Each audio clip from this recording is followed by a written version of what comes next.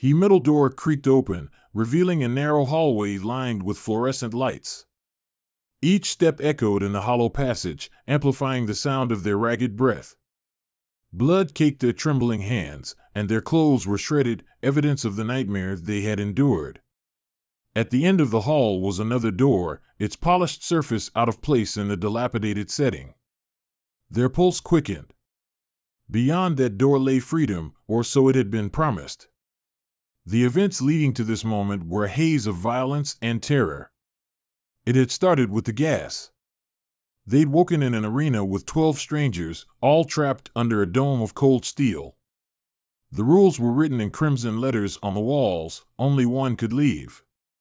The others had to die. At first, no one moved.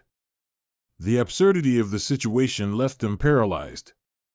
But when the walls began to close in, forcing the group into tighter proximity, instincts overruled reason. They hadn't intended to kill anyone.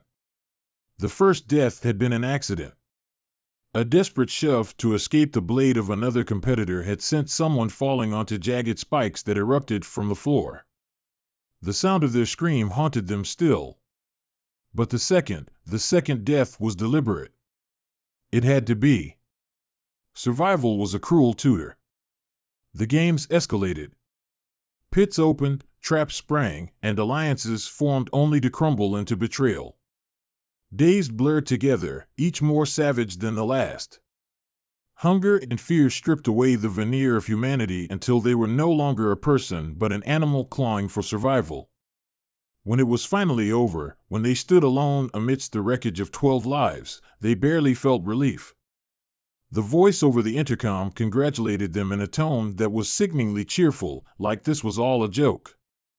The door to the hallway had opened, and they stumbled through, leaving behind the stench of death and the weight of their choices. Now, as they approached the polished door, their knees buckled. What would freedom look like? Could they face the world again after what they'd done? The handle was cool under their palm, and with a shaky breath, they turned it. Blinding light flooded their vision. They staggered forward, raising a hand to shield their eyes. As their sight adjusted, the light resolved into hundreds, no, thousands, of screens. They were mounted on towering walls, surrounding them in a cathedral of surveillance. Each screen displayed a different scene from the arena, their panicked face, their frantic battles, their final, trembling moments standing over the last competitor. And then they noticed the faces. A sea of people stared back at them through the screens. Some were cheering, others laughing, and a few were weeping. Their image was reflected in their countless eyes, and the weight of their attention crushed them. They wanted to scream, but the sound lodged in their throat. They looked down and saw a red carpet under their feet, stretching into the distance where a massive crowd had gathered. Camera drones hovered around them, their lenses whirring and clicking like insects. They were trapped again, but this prison had no walls. To the left, a giant screen played a highlight reel of their time in the arena. The most gruesome moments were replayed in slow motion, and the crowd roared its approval. A banner above the screen read, "Champion of Blood Tide 7." The reality crashed over them. This wasn't just survival, it was entertainment. Every scream, every betrayal, every death had been broadcast to an audience ravenous for spectacle. They weren't a person anymore, they were a product. A sharp noise jolted them. Fireworks exploded in the sky, their colors staining the air.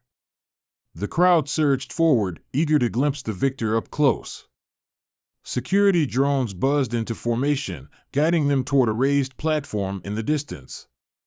Spotlights framed it, and a golden trophy sat gleaming at its center. They moved forward, not out of desire but necessity. The crowd's energy was a tidal wave, and they were a speck caught in its current. Each step felt heavier than the last. Their limbs ached, their mind reeled, but the worst pain was the knowledge they hadn't just survived a game. They'd been reduced to a spectacle, their humanity stripped away in the glare of a billion watching eyes.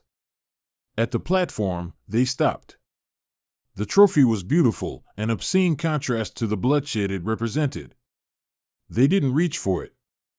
Instead, they looked out at the endless sea of faces. Some chanted their name, others waved signs scrawled with slogans of adoration. It was grotesque. Their legs buckled, and they collapsed to their knees.